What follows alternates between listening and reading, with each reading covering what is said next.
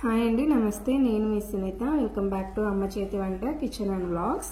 ఈరోజు మన కిచెన్లో ఇన్స్టెంట్ గులాబ్ జామున్ పౌడర్తో ఇంట్లోనే పర్ఫెక్ట్ గులాబ్ జామున్ ఎలా చేసుకోవాలో సరైన టెక్నిక్తో చూపించబోతున్నానండి. ఉండ చేయడం దగ్గర నుండి కూడా ఫ్రై చేయడం, పాకంలో వేయడం కూడా అన్నీ కూడా ఈ వీడియోలో మీరు చాలా క్లియర్గా చూడొచ్చు. ఇలా మీరు ఏ బ్రాండ్ గులాబ్ జామున్ పౌడర్ తీసుకున్నా సరే ఇలా టెక్నిక్ చేస్తే చాలా పర్ఫెక్ట్ గా అచ్చం స్వీట్ షాప్ లో లాగా చాలా బాగా వస్తాయండి. మరి ఆలస్యం చేయకుండా ఈ టేస్టీ పర్ఫెక్ట్ గులాబ్ జామున్ ఎలా చేసుకోవాలో చూసేద్దాం పదండి. ఈ రెసిపీ కోసం ఏ బ్రాండ్ గులాబ్ జామున్ పౌడర్ అయినా తీసుకోండి. ఇక్కడ నేను తీసుకున్న గులాబ్ జామున్ పౌడర్ వచ్చేసి 180 గ్రామ్స్ ఉందండి. ఇప్పుడు దీనిని కప్పుతో కొలిచి తీసుకుందాము. ఇక్కడైతే నాకు టోటల్గా 1.5 కప్పు దాకా వచ్చిందండి. అలాగే ఇందులోనే 2 టేబుల్ స్పూన్ల మిల్క్ పౌడర్ తీసుకుంటున్నాను. ఇన్ కేస్ మీ దగ్గర మిల్క్ పౌడర్ లేకపోతే స్కిప్ చేసేయండి, ఉంటే వేసుకోండి. గులాబ్ జామున్ అనేది చాలా టేస్టీగా చాలా బాగుంటాయి. ఇప్పుడు దీన్నంతటిని ఒకసారి బాగా కలపండి. ఇప్పుడు 1/2 కప్పు కాచి చల్లార్చిన పాలను కొద్దిగా వేసుకుంటూ చేతి వేళ్లతో నిదానంగా పొడిగా కలపండి. మరి గట్టిగా ప్రెస్ చేస్తూ కలపొద్దండి. ఇక్కడ వీడియోలో చూపిస్తున్న విధంగా కలపండి. ఇక్కడ నేను తీసుకున్న 1/2 కప్పు పాలు అనేవి నాకు కరెక్ట్గా సరిపోయాయండి. పిండి అనేది ఈ విధంగా కలుపుతున్న తర్వాత 1 టేబుల్ స్పూన్ నెయ్యి వేసి ఈ నెయ్యి అంతా పిండికి పట్టేలాగా బాగా కలిపి మూత పెట్టి ఒక 20 నిమిషాలు పక్కన పెట్టండి. ఈలోపు స్టవ్ పైన ఒక మందపాటి గిన్నెను పెట్టి ఏ కప్పుతో అయితే గులాబ్ జామున్ పౌడర్ తీసుకున్నామో అదే కప్పుతో 1.5 కప్పుల పంచదార వేయండి. చాలామంది కూడా కప్పు పౌడర్కు 2 కప్పుల పంచదార వేస్తారండి. అది చాలా స్వీట్గా ఉంటుంది. మేము స్వీట్ తక్కువగా తింటాం కాబట్టి 1.5 కప్పుకి 1.5 కప్పు పంచదార వేస్తున్నాను. అలాగే పంచదారకు ఈక్వల్గా వాటర్ వేసి పంచదార అంతా కూడా కరిగేలాగా కరిగించుకోవాలి. ఇక్కడ పాకం ఏమీ రానవసరం లేదండి, పంచదార కరిగితే సరిపోతుందన్నమాట. ఈ విధంగా చక్కెర అనేది కరిగిన తర్వాత ఫ్లేవర్ కోసం 1 టేబుల్ స్పూన్ యాలకుల పొడి, అలాగే చిటికెడు కుంకుమ పువ్వు కూడా వేస్తున్నానండి. మీ దగ్గర సాఫ్రాన్ లేకపోతే స్కిప్ చేసేయండి, సాఫ్రాన్ ఉంటే వేసుకోండి, చాలా బాగుంటుంది.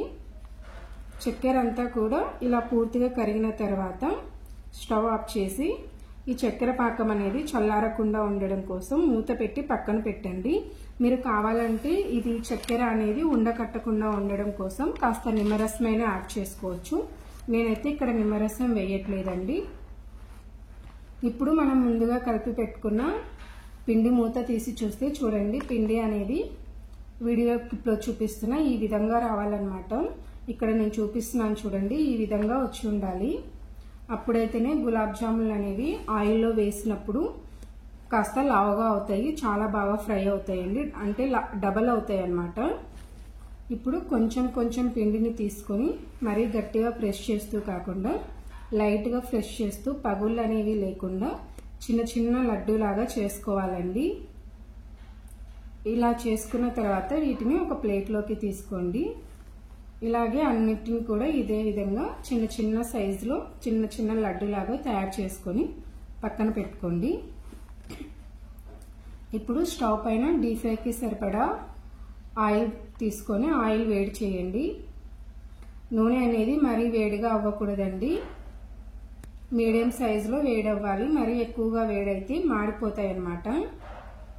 నూనె అనేది ఈ విధంగా వేడైన తర్వాత కడాయికి సరిపడినన్ని పిండి ఉండల్ని వేయండి. మరి ఎక్కువగా వేయకండి, కొన్ని వేసుకుంటూ ఫ్రై చేసుకోండి. మరి ఎక్కువగా వేస్తే ఒకదానికొకటి అంటుకుపోయే ఛాన్స్ ఉంటుంది. చూస్తున్నారు కదా, ఆయిల్లో వేయంగానే గులాబ్ జామున్ అనేది డబల్ అయ్యాయి కదా, అంటే కొంచెం లావుగా అయ్యాయి అన్నమాట.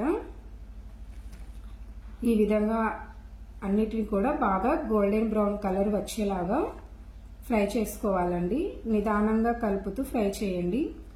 చూడండి, ఈ విధంగా ఫ్రై చేసుకోవాలన్నమాట. ఇలా గోల్డెన్ కలర్ వచ్చిన తర్వాత ఇప్పుడు వీటన్నిటిని తీసి మనం ముందుగా ప్రిపేర్ చేసి పెట్టుకున్న షుగర్ సిరప్ ఉంది కదండి, అందులో వేసేసేయండి. పాకం అనేది వేడిగా ఉండాలండి. ఒకవేళ చల్లారితే మరోసారి వేడి చేసి ఈ ఉండలు వేడిగా ఉన్నప్పుడే పాకంలో వేసి మూత పెట్టేయండి. అలాగే ఇప్పుడు మిగిలిన వాటిని కూడా సెకండ్ బ్యాచ్ కింద వేసి మంటని లో టు మీడియం ఫ్లేమ్లో పెట్టుకుంటూ లోపల దాకా వేగేంత వరకు కూడా బాగా ఫ్రై చేసుకోండి. చూడండి, ఈ విధంగా గోల్డెన్ షేడ్ కలర్ వచ్చేంత వరకు కూడా బాగా ఫ్రై చేసుకున్నాక వీటిని కూడా వేడిగా ఉన్నప్పుడే పాకంలో వేయండి.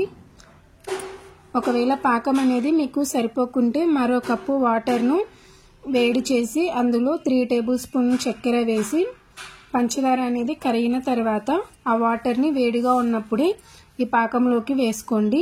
నాకైతే ఇక్కడ కరెక్ట్గా సరిపోయిందండి. మా పిల్లలు ఈ పంచదార సిరప్ని ఎక్కువగా తినరండి, అందుకనేసి నాకైతే ఇక్కడ కరెక్ట్గా సరిపోయింది. పాకంలో వేసిన తర్వాత మూత పెట్టి ఒక 20 నిమిషాలు వదిలేయండి. ఇప్పుడు 20 నిమిషాల తర్వాత చూడండి, గులాబ్ జామున్ అనేవి ఇలా డబల్ అవుతాయండి. ఇప్పుడు దీనిని వేడివేడిగా అయినా తినొచ్చు, లేదంటే ఫ్రిడ్జ్లో పెట్టుకొని అయినా చల్లగా అయినా తినొచ్చు. నాకైతే 2 విధాలుగా తినడం ఇష్టమేనండి. ఇంకా ఈ గులాబ్ జామున్తో ఐస్ క్రీమ్ కలుపుకొని తింటే ఆ టేస్ట్ చాలా బాగుంటుందండి. చాలామంది కూడా వెనిల్లా ఐస్ క్రీమ్ తోటి కలుపుకొని తింటారనమాట. But butterscotch ice creams తోటి తింటే చాలా చాలా చాలా బాగుంటుందండి. ఆ టేస్ట్ అనేది చాలా బాగుంటుంది. చూస్తున్నారు కదా, గులాబ్ జామున్ని కట్ చేస్తే లోపల దాకా కూడా ఎంత బాగా ఫ్రై అయిపోయిందో. అలాగే సిరప్ కూడా లోపల దాకా బాగా అబ్జర్వ్ చేసుకున్నాయి కదా. ఈ గులాబ్ జాములు అనేవి చాలా చక్కగా రెడీ అయిపోయాయి కదండి. మీరు కూడా మీ ఇంట్లో ట్రై చేసి మీకు ఎలా కుదిరింది అనేది మీ ఫీడ్బ్యాక్ని కామెంట్ సెక్షన్లో షేర్ చేసుకోవడం అస్సలు మర్చిపోకండి. అలాగే వీడియో నచ్చితే ప్లీజ్ లైక్ చేయండి, మీ ఫ్రెండ్స్ అండ్ రిలేటివ్స్కి షేర్ చేయండి. మరిన్ని tasty and simple quick recipes కోసం మన ఛానల్ని సబ్స్క్రైబ్ చేసుకోండి. Thanks for watching. Thank you all.